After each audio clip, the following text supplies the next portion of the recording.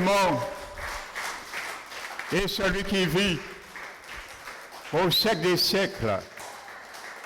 Alléluia, acclamons celui-là, celui qui est ressuscité. Alléluia, gloire à Jésus, gloire à Jésus.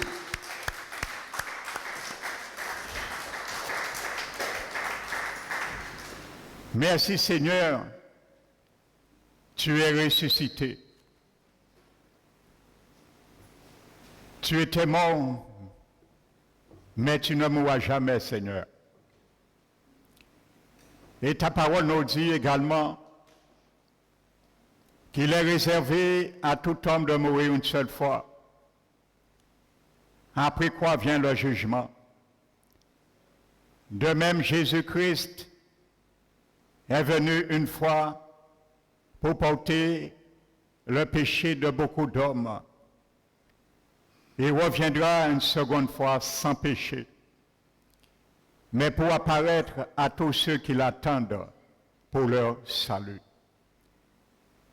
Seigneur, que tu puisses nous faire grâce, que chacun de nous ici présents se range dans ce rang de ceux qui t'attendent pour leur salut éternel. Merci mon Dieu. Merci Seigneur pour ce que tu as fait. Et cette période, Seigneur, de fête nous permet chacun de nous, à l'humanité entière, de saisir cette opportunité. Une telle occasion pour réfléchir, pour comprendre, pour admettre toute réalité de leur vie, qu'ils sont nés pécheurs et qu'ils ont besoin d'un Rédempteur. Sans cela, nul ne peut être justifié. Mais toi, tu es venu nous justifier. Tu es mort pour nos péchés, ressuscité pour notre justification. Que nous demeurons dans cela. Merci Seigneur encore. Que tu touches ce matin un cœur. Un cœur, Seigneur, qui est venu assoiffé de toi. Que tu remplis ce cœur. Afin que cette eau, Seigneur, que tu mettras par ta parole, révélée par ton esprit, puisse inonder l'être tout entier, l'esprit, l'âme et le corps. Pour ma part, Seigneur, je m'humilie encore sous tes mains toutes puissantes. Je m'abandonne à toi. Et que ton onction repose sur moi ce matin, car j'en ai besoin. Que ton esprit, Seigneur, par sa main toute puissante souveraine, me conduit dans les paroles qu'il mettra dans ma bouche. Je ne peux, Seigneur, que te glorifier pour cela, car sans toi, je ne sais rien. Merci pour tout, Père. Merci, Père, pour ce que tu vas nous surprendre ce matin. Nous te remercions que ce lieu, Seigneur, soit entouré par ton feu, afin de détruire tout ouvrage du royaume qui voulait contre-attaquer ta parole ce matin. Merci, Père. Nous t'élevons, te magnifions. Au nom puissant de Jésus-Christ. Amen. Alléluia. Asseyez-vous, frères et sœurs. Donc je bénis, je salue fraternellement chacun de vous et également ceux qui nous visitent ce matin. Amen. Donc soyez les bienvenus.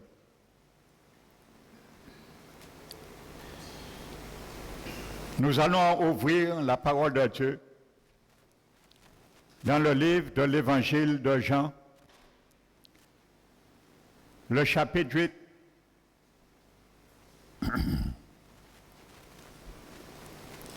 Amen. L'Évangile de Jean, le chapitre 8 et le verset 51.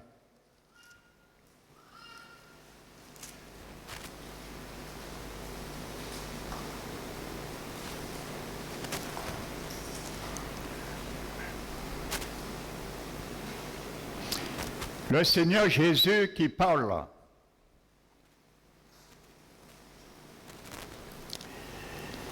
En vérité, vous savez cette expression dans la Bible. À l'époque, les Juifs comprenaient ce langage. Quand on disait en vérité, ça veut dire que ça voudrait dire, comme notre langage un peu, bon Dieu en bitin. Faites très attention à ça en Kaidio. C'est ce que ça veut dire, en quelque sorte, je vous l'expliquer, selon notre contexte. Amen. Alors prenons garde quand Jésus dit en vérité. Amen. Parce que bien souvent, on ne prend pas en vérité ce que Jésus dit, prenez en vérité. Amen. Et il dit, je vous le dis, si quelqu'un garde ma parole, il ne verra jamais la mort. Il y a un problème là.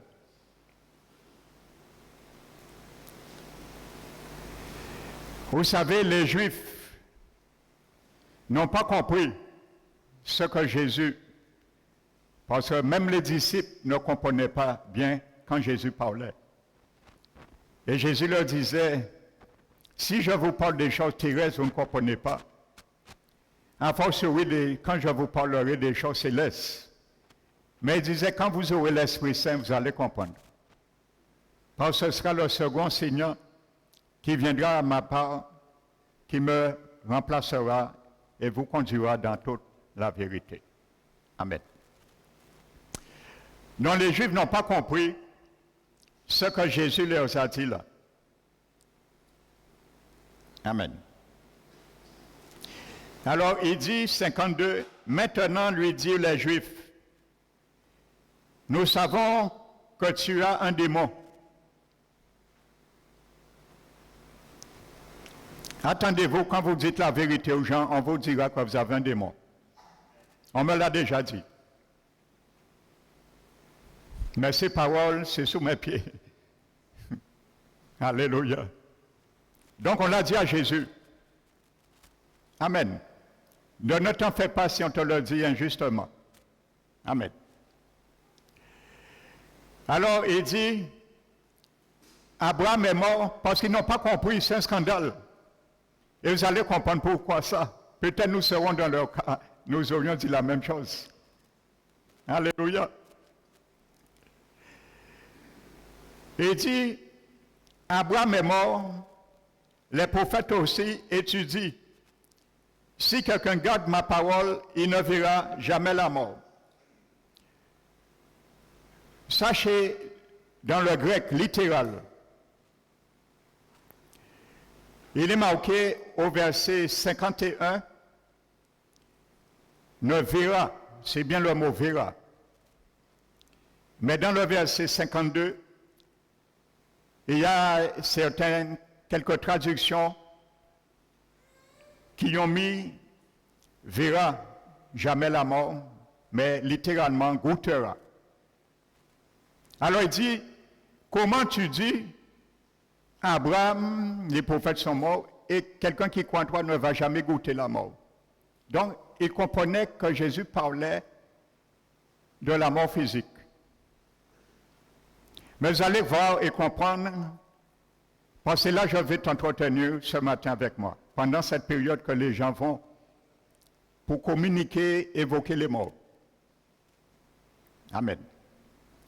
Afin de comprendre le danger qu'il y a d'aller dans les cimetières et parler aux morts. Amen. Dans le titre de ce message ce matin que le Saint-Esprit m'a inspiré, c'est ton premier et dernier ennemi sera jugé.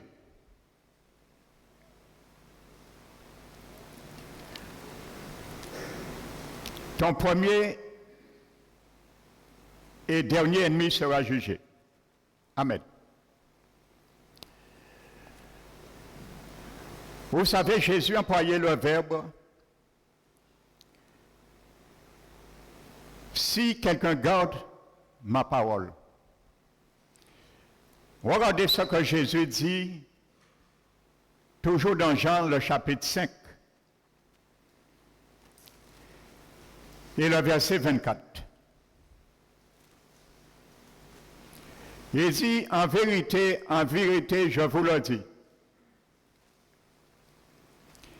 si quelqu'un écoute ma parole et croit à celui qui m'a envoyé,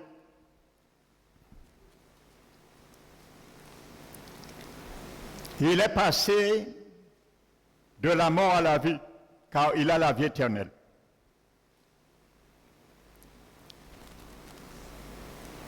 Il ne vient point en jugement, parce qu'il est passé de la mort à la vie. Amen. Donc, il faut écouter et il faut croire. Amen. Et au verset 25 de Jean 5, et il dit en vérité, le jour vient. Et il dit ce jour est déjà venu.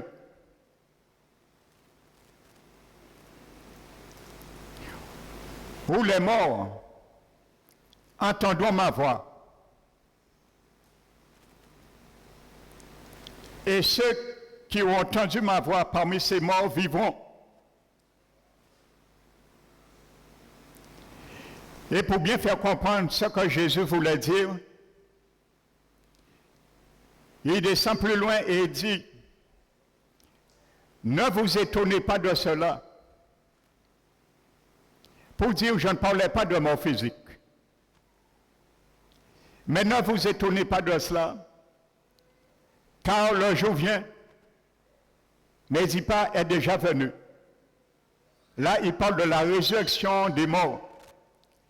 Et il dit, mais le jour vient où tous ceux qui sont dans les sépulcres, les morts, entendront sa voix, la voix de Jésus, et sortiront de leur sépulcre. Ceux qui ont fait le bien pour la vie éternelle et ceux qui ont fait le mal pour l'opprobre éternel. Dans le bien là, il ne s'agit ni de nos propres œuvres, quoi que ce soit. Le mot vient là, je n'ai pas le temps d'expliquer, c'est l'objet d'un autre enseignement. C'est recevoir Jésus comme sauveur et Seigneur. C'est ça que ça veut dire. C'est un prédicat du salut, le mot bien. Alléluia. Parce que beaucoup ont pris ça et ils ont fait des bonnes œuvres et comprennent qu'ils vont être sauvés. Se mortifier, aller pleurer devant des statues, mortifier leurs genoux, particulièrement dans les périodes de Pascal, et ils pensent qu'ils seront sauvés. Ça, c'est un truchement du diable. Amen. Donc, pour venir, quand Jésus dit, dans Matthieu, dans Jean 8, chapitre 8, verset 51, que celui qui garde mes paroles, ça veut dire, selon Matthieu 5, pour garder les paroles, il faut déjà les entendre et il faut les recevoir. Amen. C'est ces gens-là qui ne verront point la mort. Celui qui a reçu le salut et qui a persisté dans le salut. Amen. C'est celui qui a laissé son nom, qui était inscrit dans le livre de vie, y demeurer pour l'éternité. Amen. Donc vous voyez, nous allons voir ce matin deux manières d'évoquer des morts selon la Bible.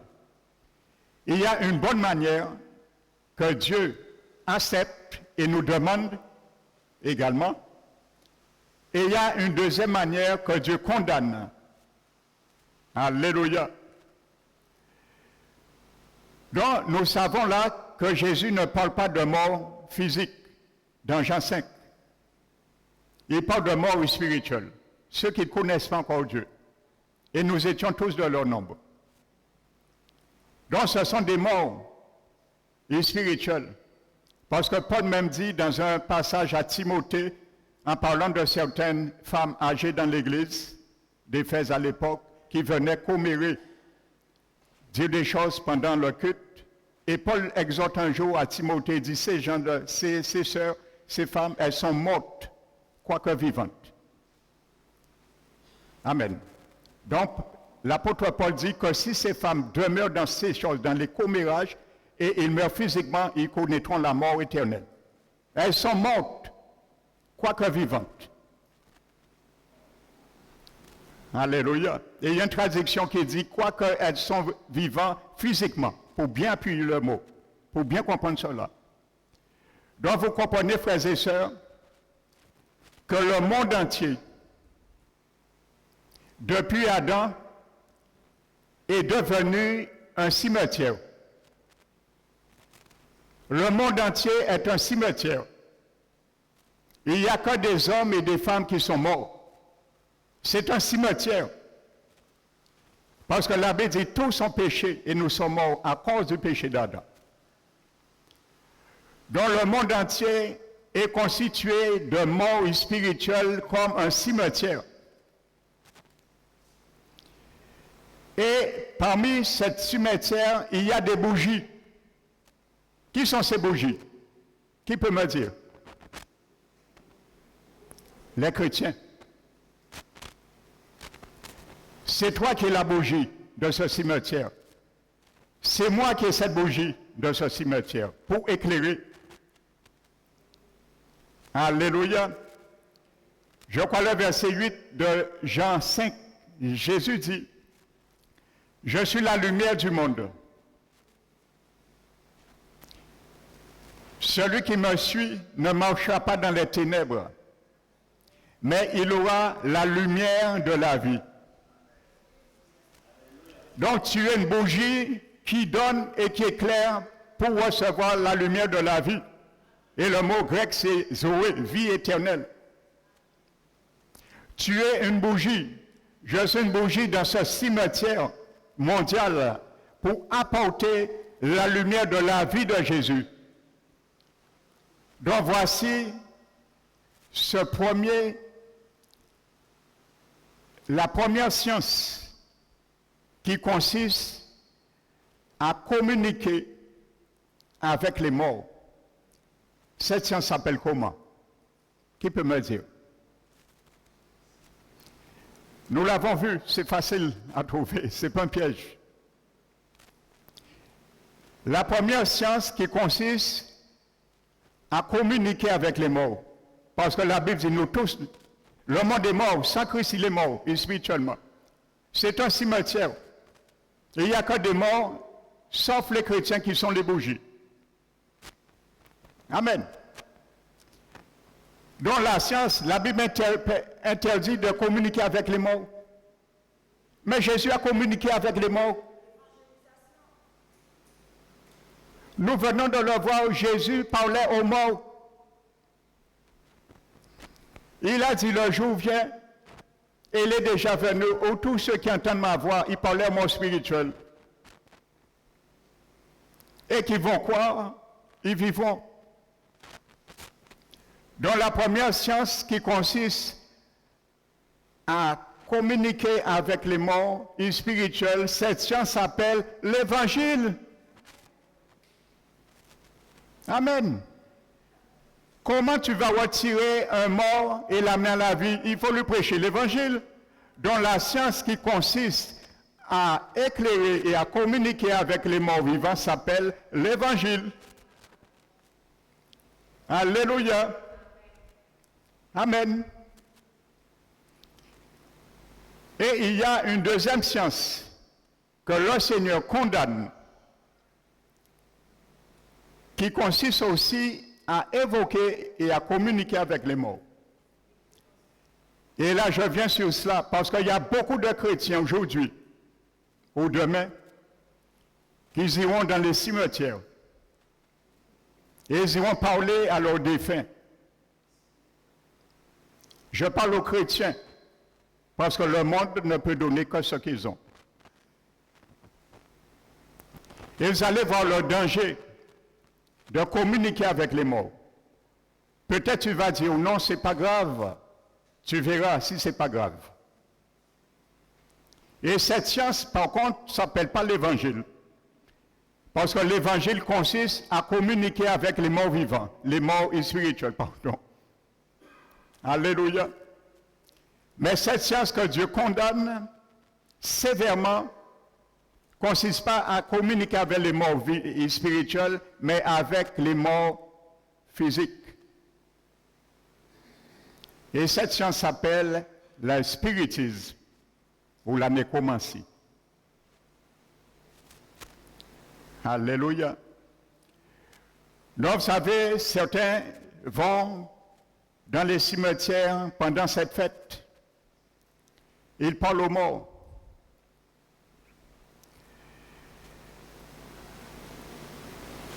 Notez, je n'aurai pas le temps de prendre tous les passages, notez Lévitique,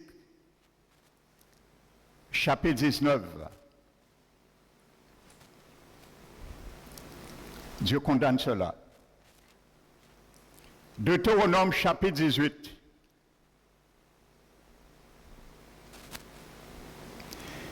Et regardez ce que dit le prophète Ésaïe, le chapitre 8, je crois le verset 19. La Bible dit, si l'on vous dit, consultez ceux qui évoquent les morts et ceux qui prédisent l'avenir, ceux qui poussent des soupirs et des sifflements, les gars des affaires. Répondez.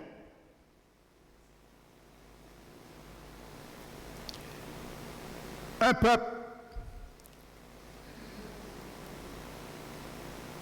consultera-t-il pas son Dieu?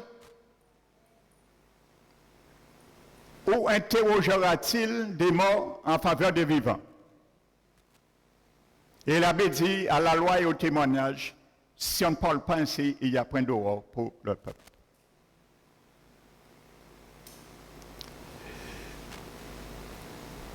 Avant de prendre une histoire pour bien montrer cela, comment Dieu condamne et la trompée du diable dans cela, vous savez, à l'époque, si vous lisez Deutéronome 18, si Dieu interdit quelque chose, c'est parce que la chose existe. Quand Dieu interdit une science, c'est parce que la science existe. Si Dieu interdit le péché, c'est parce que le péché existe. Dieu ne t'interdit pas quelque chose qui n'existe pas à ne pas faire. Vous savez, l'occultisme, la divination n'a pas commencé aujourd'hui. Ça existait depuis le temps des peuples hébreux de Dieu, Israël. Voici comme ça se fait. Ça se passait et ça se fait encore. Avant de venir à une histoire. Amen. Vous savez, Dieu interdit d'évoquer les morts. Parce que l'éclair, et Salomon a dit Ecclésiaste, un mort ne sait point ce qui se fait sous le soleil. Pas dans l'au-delà, mais sous le soleil. Les gens qui invoquaient à l'époque d'Israël et aujourd'hui, c'est le même truchement. Ils pensaient parler aux défunts, en réalité. Et ils appelaient ça faire monter un mort. Donc, pour eux, les spiritistes, les nécromanciens, Ils appellent ça faire monter un mort. Et pour eux, le mort qui est dans les profondeurs de la terre, hein, ils trafiquent uniquement ceux qui sont en enfer, mais pas au ciel. Au péché, vont garder des affaires, faire à invoquer un saint, un mort. Là, non, ils qui font 5 kabbalistiques et qui font du bout en les 6 ans, ils qui invoquent un mort. C'est comme ça, ils trompent l'humanité. Donc, mais celui qui fait la transaction avec le mort pensait en réalité, je parle à l'époque d'Israël, à l'époque de la Bible, et que Dieu condamnait cela, la personne pensait communiquer vraiment avec le mort, le défunt. Pourquoi? Parce que c'était un esprit qu'on appelle un médium.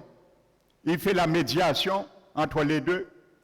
C'est l'esprit qui venait et qui imitait la voix du défunt. Et ce spirit ou ce nécromancien pensait qu'il communiquait effectivement avec le défunt, mais il ne le voyait pas. C'est comme ça cette science existe aujourd'hui encore. Et c'est pour ça que je le condamne. Donc il y a effectivement moyen de communiquer avec un mort, mais indirectement. Comment? Ça veut dire que aujourd'hui, j'ai par exemple, mon grand-père, je n'ai jamais connu, il est mort avec un magot d'argent. Et moi, apprendre, monsieur était riche, et il tirait l'argent là, pour mon pas s'ablayer. Donc moi, je vais consulter un gamboiseur, c'est comme ça se faisait, et le gamboiseur me dit, à quel jour là, mais ça qui coûte cher, pour que ban la moitié à magot là. Donc, comme il travaille avec des esprits, donc l'esprit lui dit, moi je vais chercher l'information à travers ce grand-père. Et l'esprit démoniaque va et il interroge le grand-père qui est en enfer. Et il lui dit, où est le magot? Et cet esprit, le médium, vient rendre compte au spiritisme et lui dit, Missa, Saint-là, dis-moi, aille tel côté, telle commune, et où que trouver. Et tel dit, tel fait. Mais ce n'est pas le gars des affaires, le nécromancien qui a communiqué avec le défunt, mais c'est par l'entremise d'un esprit qu'on appelle un médium. C'est comme ça se fait. Amen. Donc c'est pour Dieu interdisait cela parce que vous allez voir le danger qu'il y a dans cela. Tu ne sais pas qui tu invoques. C'est pour ça que quand quelqu'un va, pendant la Toussaint particulièrement, il est assis, je dis, il n'y a rien à pleurer nos morts, à être attristé par moment. Il n'y a rien de mal dans cela. Mais aller dans la période de la Toussaint, d'ailleurs, c'est une fête païenne. Vous savez, la fête de la Toussaint existait au 5e siècle avant Jésus-Christ même. Cette fête existait déjà. Et c'est le Vatican qui l'a incarné cette fête par le premier pape et qui a donné allégance à cette fête. Ils vont l'appeler maintenant la fête à l'honneur de Marie et des martyrs. Amen. Donc je ne viens pas sur ça, c'est une fête païenne, déjà. Et lorsque nous parlons, en pensant nous parlons avec nos défunts, nous ne savons pas qu'est-ce que nous pouvons attirer dans nos vies et amener chez nous après.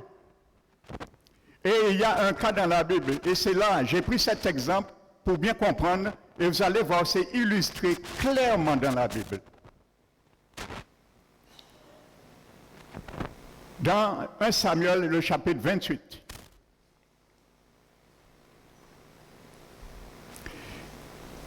« 1 Samuel 28. C'est pour que vous n'ayez pas dit, Pasteur Emmanuel qui a dit n'importe quoi. Je puise tout ce que je dis dans la parole de Dieu.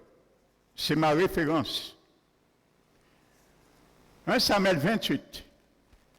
Vous connaissez en grande partie l'histoire. La Bible dit que il y a les Philistins qui viennent attaquer Saül. Il avait déjà tourné dos à Dieu. Il était déjà prêt à devenir un imposteur. Et les Philistins viennent, et les Philistins s'encampent dans un camp Sussem. Et lui et son armée, ils se campent à Gilboa. Et la Bible dit qu'il y a une frayeur à la vue des Philistins qui s'empara de lui, une crainte et une peur. Et il est désemparé. La Bible dit, il consulta l'Éternel et l'Éternel ne lui répond point. Ni par les songes, ni par l'Urim. L'Urim, dans l'Ancien Testament, je crois qu'on le trouve dans Exode 28, c'était à l'époque, comme ils n'avaient pas de le Saint-Esprit, c'était une manière qui typifiait le Saint-Esprit en nous, la révélation, lorsqu'il y avait quelque chose et les souverains sacrificateurs cherchaient la révélation de Dieu.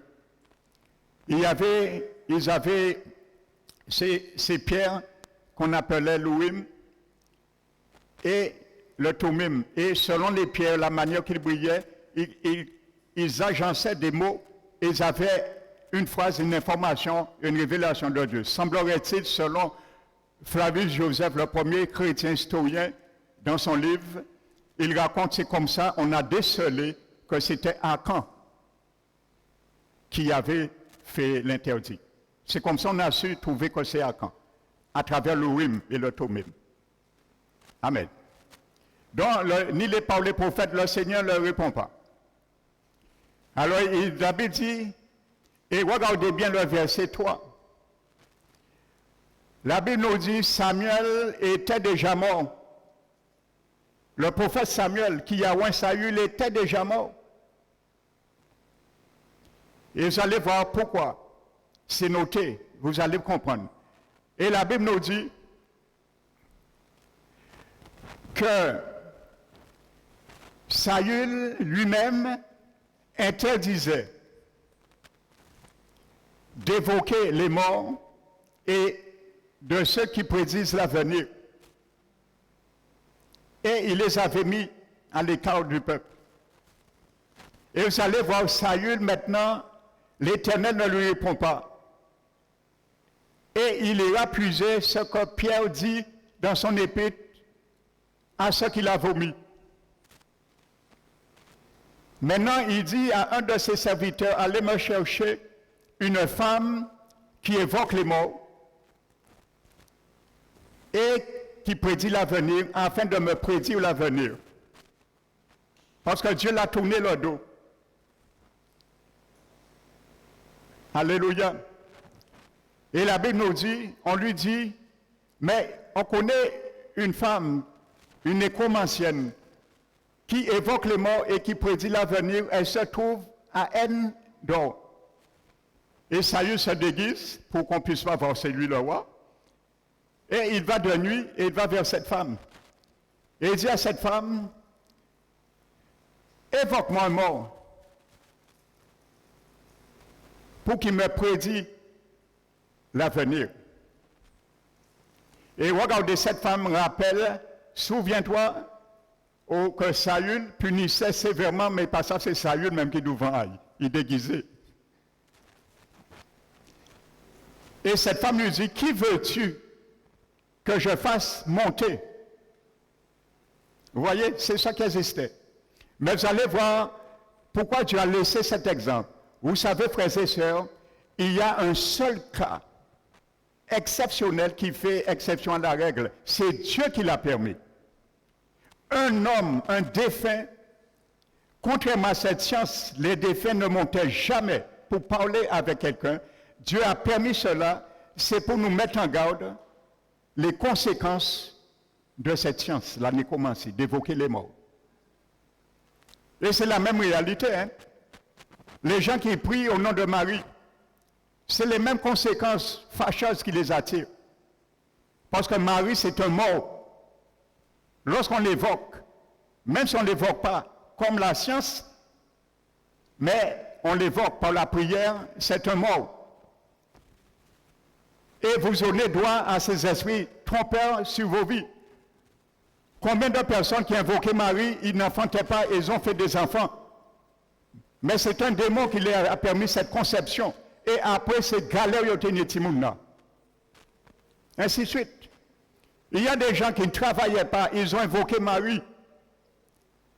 Ils ont utilisé cette science. Quand tu pries par la prière ou par la science de la nécromancie, c'est la même chose pour Dieu. Tu évoques un mort.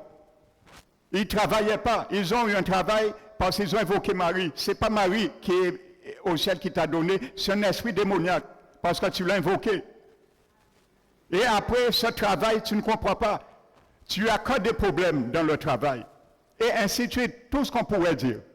Donc c'est la même réalité, frères et sœurs. Dieu a permis cela et vous allez bien comprendre cela. Pour bien comprendre aussi que la vie est bien réelle même après la mort physique. Pour ceux qui ne croient pas à l'existence de l'âme après la mort et qui prennent et qui prêchent le sommet de l'âme. Eh bien, la Bible dit Samuel était mort et que vous n'êtes pas en sommeil. L'âme n'est pas mort.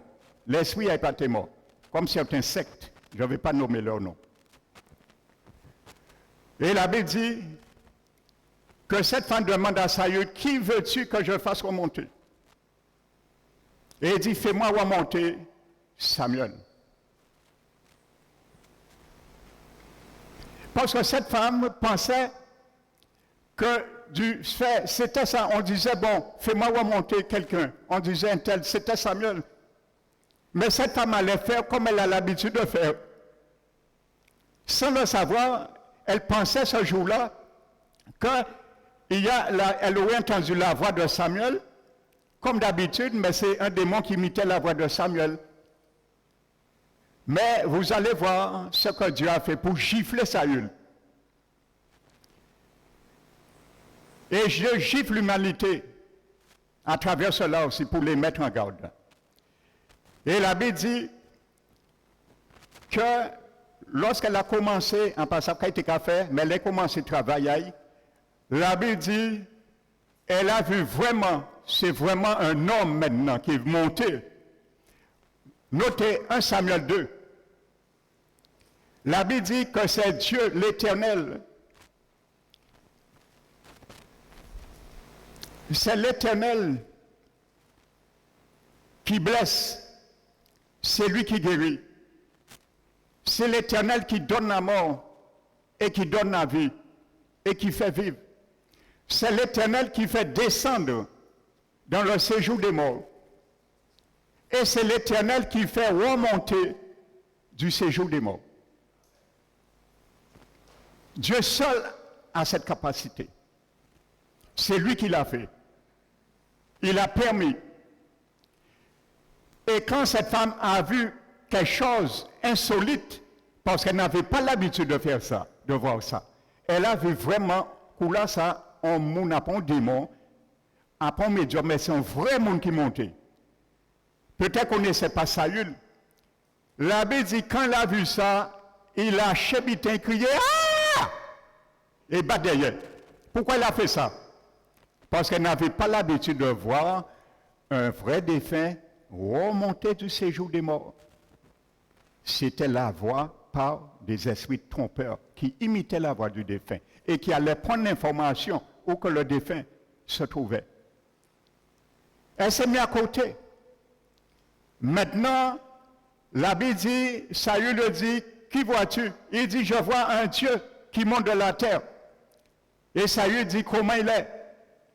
Il dit, c'est un vieillard et il a un manteau. Samuel, la Bible dit dans 1 Samuel, chapitre 25, notez. La Bible est claire. La Bible dit, Samuel est mort, on l'a pleuré et on l'a enterré dans sa ville natale à Rama. Donc Samuel est mort. Comment il parle? Ça veut dire que son esprit et son âme n'étaient pas morts. Alléluia. Et Samuel est venu. Vous voyez, la femme s'est mise à côté, à pas science à nécromancien, là c'était science à bon Dieu. C'est lui qui fait sortir, descendre et monter des séjours des morts. Et Saül a dit, c'est Samuel. Parce que Samuel est mort vieux, il avait son vieux manteau. Alléluia. Comment Samuel est mort? Il a un manteau. ton esprit a une forme corporelle pour avoir un manteau. Pour ceux qui ne croient pas qu'après la mort, la vie persiste, voici un exemple crête, explicite, irréfutable, incontestable. Il avait un manteau et son corps a été enterré à Rama. Pas corps a été monté. Ça ne s'est pas passé à Rama, ça s'est passé à Endor. Alléluia. Et la Bible dit que Samuel dit à Saül, pourquoi est venu me troubler? Et Saül dit, excuse-moi, j'ai eu peur, les Philistins vont m'attaquer. Je ne savais pas quoi faire, l'Éternel m'a tourné le dos. Mais Saül lui a dit, mais écoute-moi. Samuel pardon, lui dit, mais écoute-moi. De mon vivant, je t'avais averti que l'Éternel avait déjà tourné le dos. Et il est devenu ton ennemi. Alors, puisque tu m'as dérangé dans mon repos, ce soir même, tu viendras avec ta famille et me rejoindre. Mais pas dans le lieu qui était Samuel. C'est dans un autre lieu. Amen. Le lieu du tourment en enfer. Mais Samuel, lui, il était dans le sein d'Abraham. Samuel. Ça, c'est un autre message à part. Donc, voici la réalité, frères et sœurs. Quand les gens vont parler avec les défunts, c'est ça qui risque de les arriver. Tu peux choper un esprit, invoquer un esprit et amener cet esprit chez toi. Parce que c'est toi qui l'as invoqué. Donc, s'il y a un avertissement ce soir à travers cette fête, ce sera celle-ci. Amen. Mais maintenant, il faut que tu saches quel est ce premier et ce dernier ennemi. Ton ennemi, mon ennemi qui sera détruit.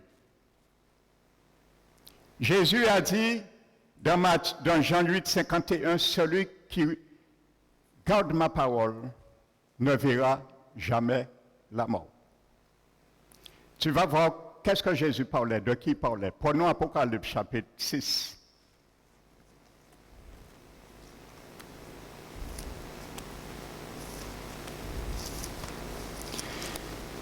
Apocalypse chapitre 6.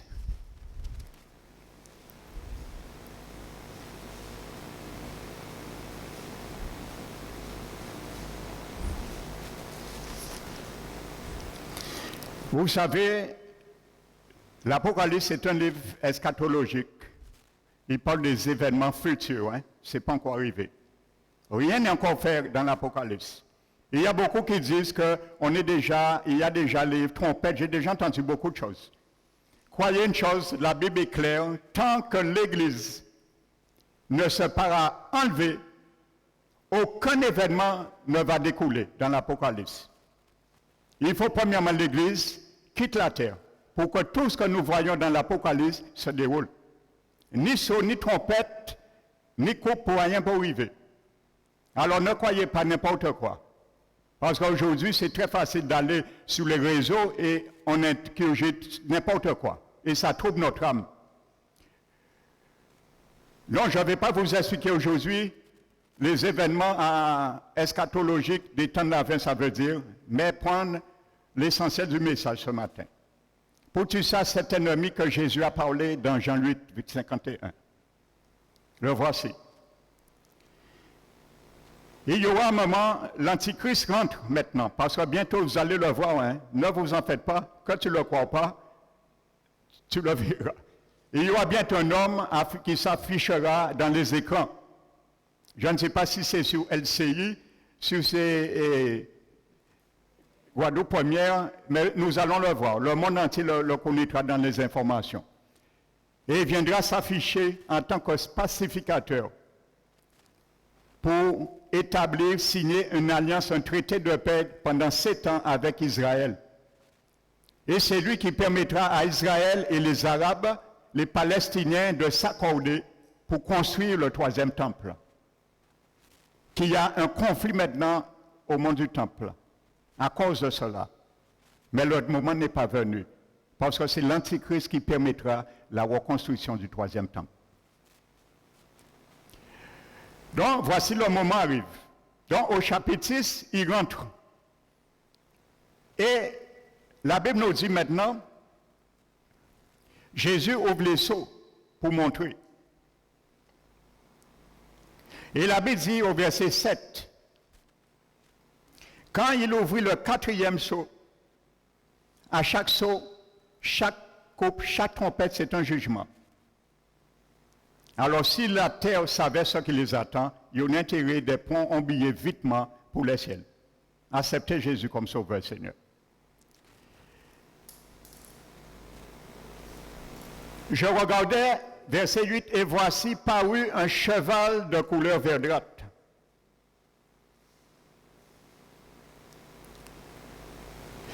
Si vous regardez avant, la Bible dit qu'il y aura la famine, il y aura des mortalités, il y aura la peste, tout ça, ça va amener la mort.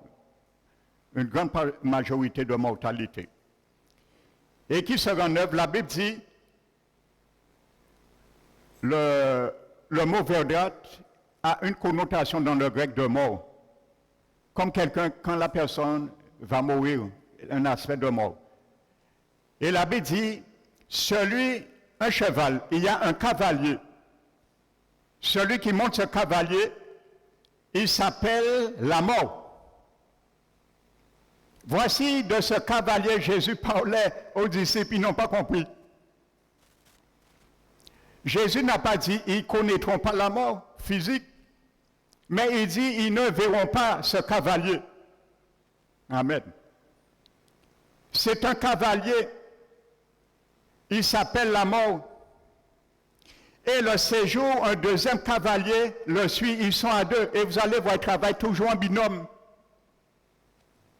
Le deuxième cavalier, ce sont deux agents du diable. Le deuxième cavalier s'appelle le séjour des morts, ou enfer. Séjour des morts, je le répète. Je me laisse conduire selon l'Esprit Saint. Si dimanche ou l'autre dimanche, il me permet de bien détailler cela. Parce que là aussi, il y a des confusions dans la tête des chrétiens.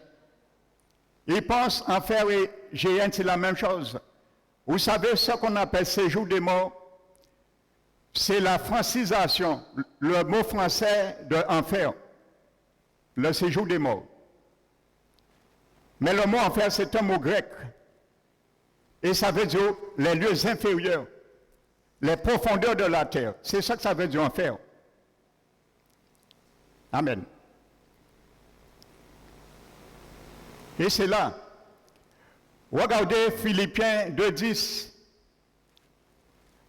L'apôtre Paul dit qu'au nom de Jésus, toute langue confesse que Jésus est Seigneur à la gloire de Dieu le Père, que tout genou fléchisse dans les cieux, sous la terre et sous la terre. C'est le mot katachonios. Dans le grec, c'est un seul mot. Le mot grec que je vous ai dit, c'est un seul mot. Sous la terre, c'est ce mot grec. Et les Grecs savaient et ils disaient que la demeure des damnés, des impies, se trouve en dessous de la terre. Et dans la mythologie grecque, ce mot voulait dire les enfers. Donc Paul a utilisé un terme que les Grecs connaissaient. Alléluia. Katachonios, enfer. Paul l'a utilisé pour sous la terre. Alléluia. Donc je passe. Vous allez comprendre quelque chose, frères et sœurs. Pourquoi le premier cavalier s'appelle la mort? Vous voyez bien, la mort, normalement, c'est un état ou une condition. Ça veut dire que c'est la cessation de vie. Physiquement, c'est ça la mort. Mais là, la mort est personnifiée. La mort s'appelle là une personne. Donc, cette personne, ce cavalier, son but, c'était désincarner comme la mort physique, l'esprit et l'âme de quelqu'un. Parce que quand tu es mort, c'est ton esprit et ton âme qui quittent ton corps. Donc, le cavalier, la mort, à travers toutes les morts, à travers les famines, les épidémies que nous avons vues, ce cavalier a la responsabilité de venir et de récupérer l'esprit et l'âme de tous ces gens qui vont mourir. et qui meurt dans le monde. C'est une révélation que Dieu nous donne. Amen. Que lorsque quelqu'un meurt, parfois, bien souvent, nous ne savons pas que c'est un cavalier de la mort envoyé du diable qui nous a frappés, soit par une maladie, soit par une intempérie, par quelque chose. C'est lui qui s'en occupe. Parce que son but, c'est récupérer ce cavalier, c'était récupérer l'esprit et l'âme des morts. Amen. Et l'emmener pour qui? Pour le deuxième cavalier et lui donner l'esprit et l'âme des défunts et le donner au deuxième cavalier qui s'appelle l'enfer ou le séjour des morts. Et lui, par contre, il est chargé de ramener l'esprit et les défunts que l'ange de la mort les a amenés pour les ramener dans le lieu qui porte son nom, le séjour des morts. Voici ce qui se passe dans la réalité, frère. C'est une révélation que Dieu nous donne. Quand quelqu'un meurt sur cette terre, sans Dieu, il y a l'ange de la mort. Il vient et il récupère ton âme et ton esprit. Il le récupère parce qu'il a droit. Dieu lui donne droit, légalement, légitimement. Parce que tu vas voir, je viens sur ça avec toi, ton nom n'est plus inscrit dans le livre de vie. Et il amène ton âme et ton esprit dans le séjour des morts. Et il le donne à le deuxième cavalier qui s'appelle le séjour des morts. C'est lui qui garde le séjour des morts. Et il t'assigne là. Voici ce qui se passe. C'est pour ça qu'il travaille en binôme.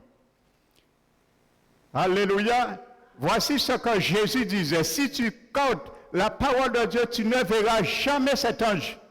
Ça veut dire, c'est pas parce que tu ne connaîtras pas la mort physique, mais quand tu mourras, ce ne sera pas l'ange de diable qui viendra récupérer ton esprit et ton âme pour l'emmener en enfer. Ce sera un ange de l'Éternel. Alléluia. L'ange qui va récupérer ton esprit et ton âme, c'est un ange de l'Éternel. Nous l'avons vu, Dieu nous l'a démontré dans Luc 16. Le pauvre Lazare, lorsqu'il est mort, il a été enterré.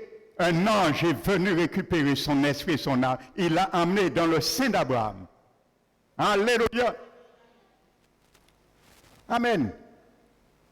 Donc mon frère, ma soeur, pour ceux et celles qui perdront leur salut, ils verront la mort, ce cavalier. Et ils viendront chercher ton âme et ton esprit un jour.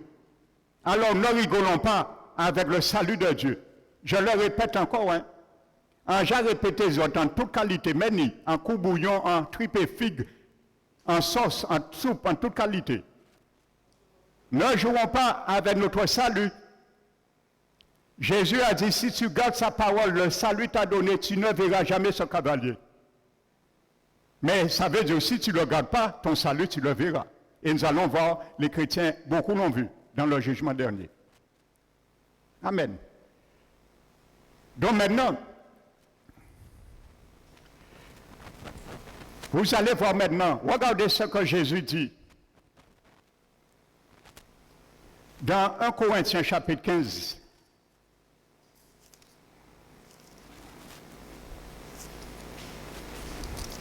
« 1 Corinthiens 15, «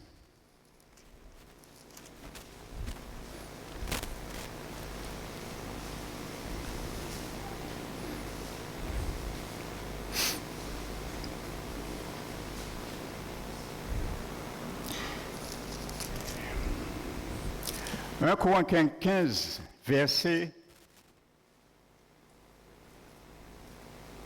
26.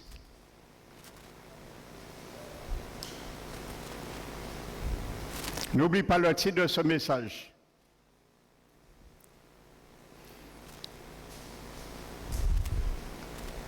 Ton premier et dernier ennemi sera jugé. En parlant de la résurrection des morts et le jugement, regardez ce que Paul dit. Verset 26, 1 Corinthiens 15.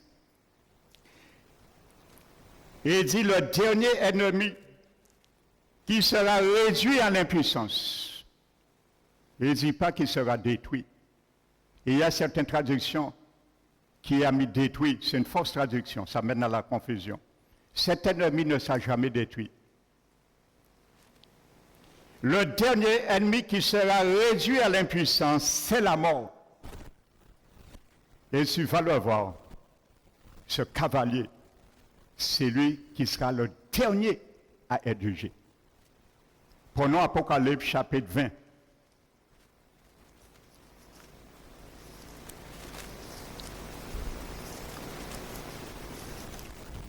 Apocalypse chapitre 20.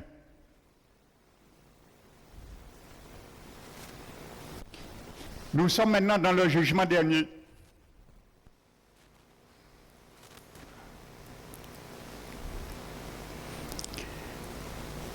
La terre se retire, le ciel se retire. Je vais expliquer ça dimanche prochain. Parce que je serai court ce matin, aujourd'hui. Je vais mettre ce message en deux parties, ce serait mieux.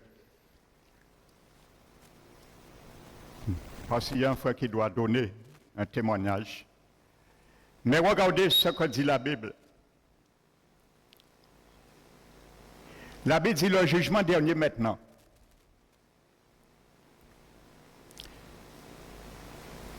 Le verset 11, je vis un grand trône blanc. Celui qui était assis, Jésus. La terre et le ciel s'enfuirent devant sa face. Frères et sœurs, imaginez-vous quelque chose, hein? Il y a un vide. Tout le monde est en lévitation. Et il n'y a plus de sol sous nos pieds. Et il n'y a plus de terre et il n'y a pas de ciel. Je vais te l'expliquer dimanche prochain. Pourquoi ça? Je vais te le décrire bibliquement. Pierre l'avait prophétisé. Dieu va décréer le ciel et cette terre. Il va le décréer parce qu'il l'a créé. C'est celui qui crée, c'est celui qui décrète. Alléluia. Dis, c'est celui qui décrète dans mes situations. Alléluia. Si tu as un chômage, il peut décréter ton chômage. Alléluia.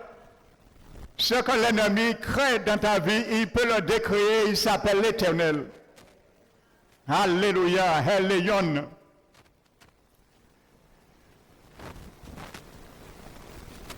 Maintenant, il n'y a rien. Parce que pas mon pépé est caché, pas ni rocher. Pour dire, mais caché moi, puis pas vraiment. Un vide. Tout le monde suspendu. Et comme il n'y a plus de terre, qu'est-ce qu'on voit en bas? Le séjour des morts.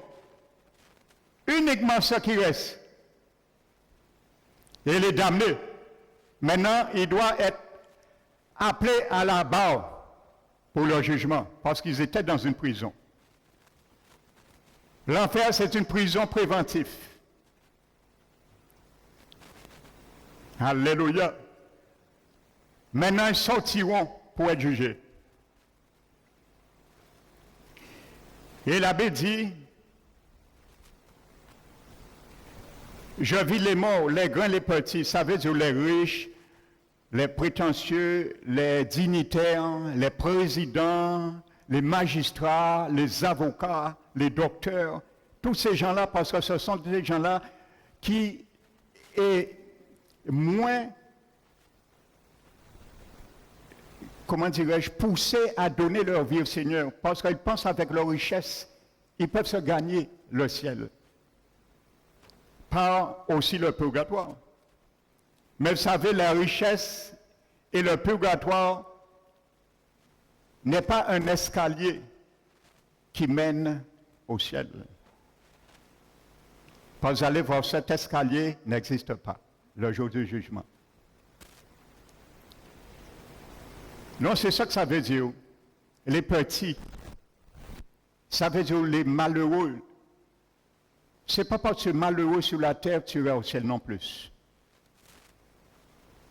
Dieu est un Dieu de justice. Il ne fait impartialité à personne. Et la Bible dit des livres sont ouverts. Un autre livre aussi, celui qui est la vie, le livre de la vie éternelle.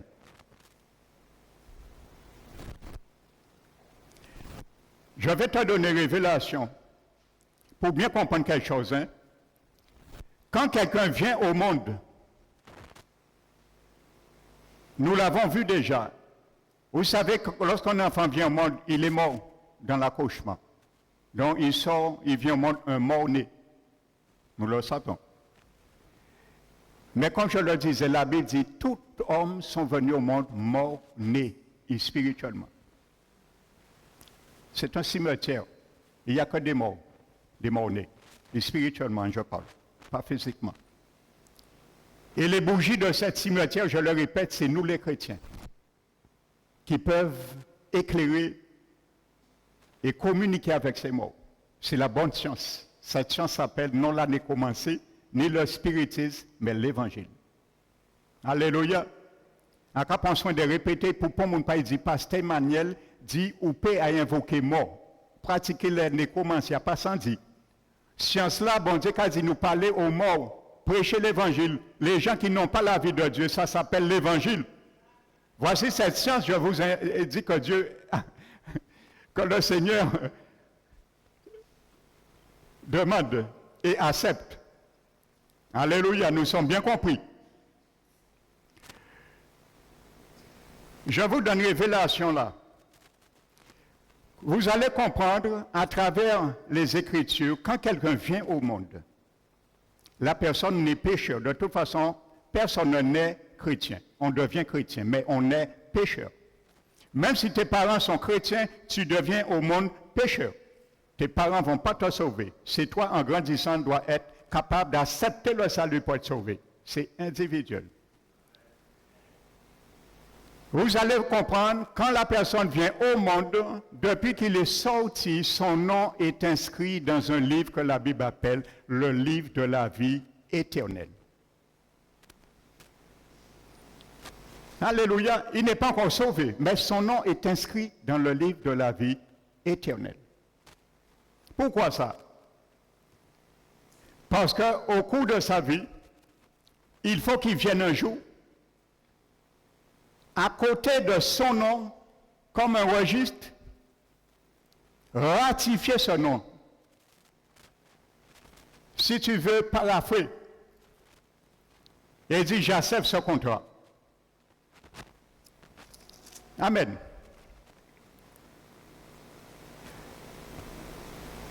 Ce n'est pas uniquement le nom des chrétiens nés de nouveau qui est inscrit dans ce livre. Toute personne qui vient au monde est inscrite dans le livre de vie. Amen. Notez Exode 32.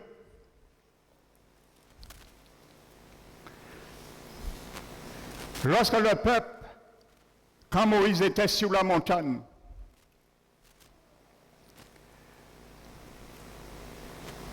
le peuple a péché, ils ont mis un veau d'or.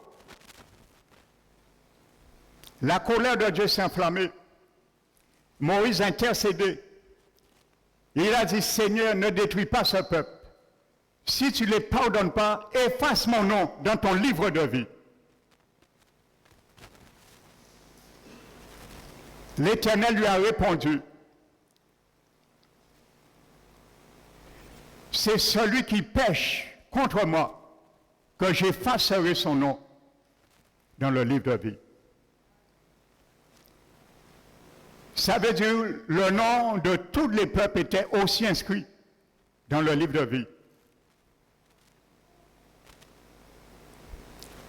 Alléluia.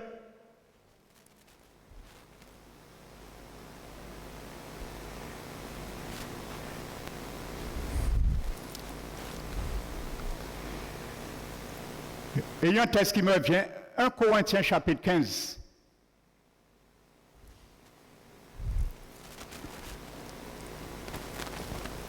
Et je vais m'arrêter sur cela.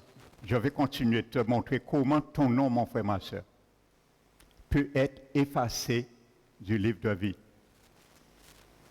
Et comment le nom de toute personne, leur nom dès leur naissance est inscrit, peut être aussi effacés. Parce que je t'annonce une bonne nouvelle. Dans le livre de l'Apocalypse, la Bible dit au chapitre 20 que tous ceux dont leur nom n'est pas écrit dans le livre de vie furent jetés dans la géhenne. Dans le grec littéral, c'est tous ceux dont leur nom ne fut plus trouvé inscrit. Ça veut dire que leur nom était inscrit. Et il y a des gens, des damnés depuis Adam. Leur nom était inscrit dans leur livre de vie. Les damnés, les gens qui ont refusé le salut au temps de Noé, leur nom était inscrit dans le livre de vie.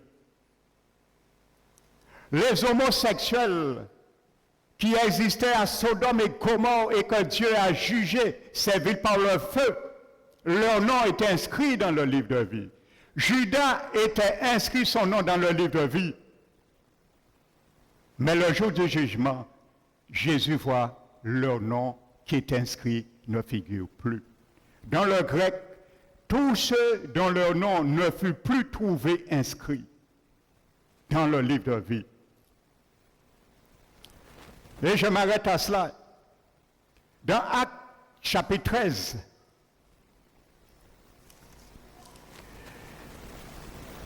la Bible dit que Paul et Barnabas, ils sont allés en Antioche prêcher l'évangile. La Bible dit qu'il y avait un grand peuple, ils étaient contents d'entendre la parole, ils se réjouissaient. Mais les Juifs qui se sont sentis jaloux, parce que les Juifs orthodoxes n'ont toujours pas accepté Jésus comme Seigneur. Sinon les Juifs messianiques, comme Paul et autres, ou ceux encore aujourd'hui qui l'acceptent. Et la Bible nous dit, ils se sont trouvés jaloux et ils contredisaient ce que Paul disait et injuriaient Paul. Alors la Bible dit que Barnabas et Paul leur dit, écoutez bien, c'est à vous, Juifs, premièrement, qui a été donné de connaître la vérité. Mais puisque vous le repoussez, ton nom est inscrit dans le livre de vie. Mais si tu n'acceptes pas Jésus un jour dans ta vie, tu vas repousser ton éternité, ta vie éternelle. C'est toi qui vas le rejeter. Et ton nom sera effacé. Mais il est inscrit pour l'instant. Protège-le. Ne le laisse pas effacer.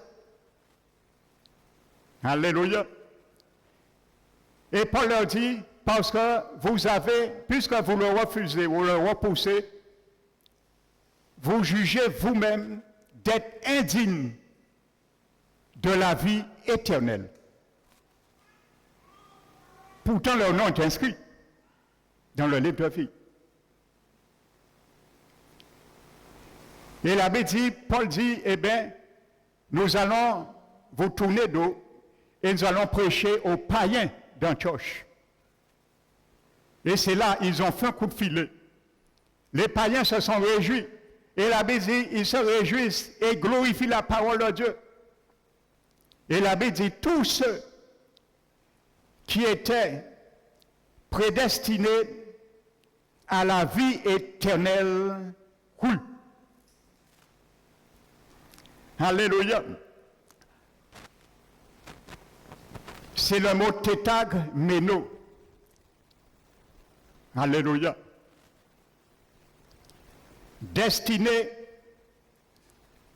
était destiné, tétag méno en grec, ce verbe. Ça veut dire inscrit sur un registre, le livre de vie.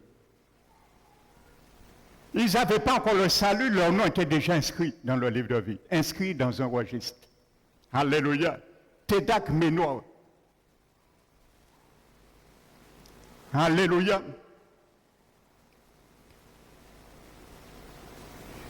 Et toujours ce verbe était destiné, dans le grec, c'est un participe passif et à la voix passif au temps parfait. C'est compliqué ça. Était destiné dans le grec est à la voix passive. C'est un participe passif au temps parfait. Qu'est-ce que ça veut dire? Ça veut dire que Dieu, dans son élection, sa préscience, a inscrit le nom de toute personne dans un registre, dans le livre de vie. Mais il a élu cela dans le passé, mais qui ne prend son effet que dans le présent.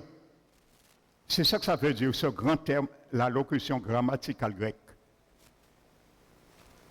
Les Juifs d'Antioche avaient été inscrits dans le livre par la préscience de Dieu. C'est ce qu'on appelle la prédestination.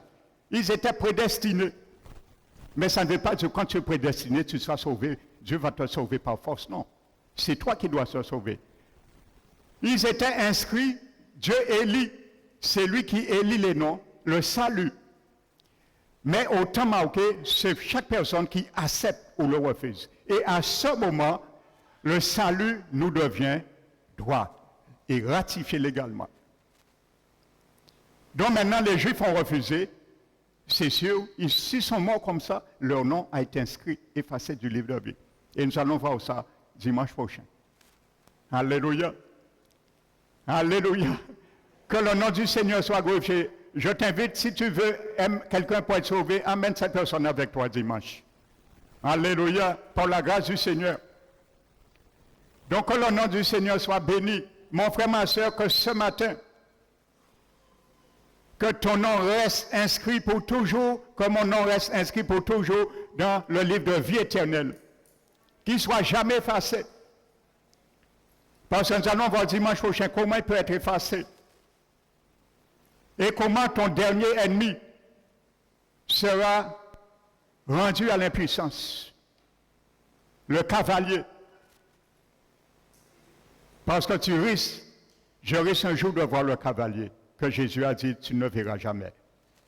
Alors protégeons notre salut au nom du Seigneur Jésus. C'est ma prière pour moi et ma prière pour toi ce matin. Alléluia.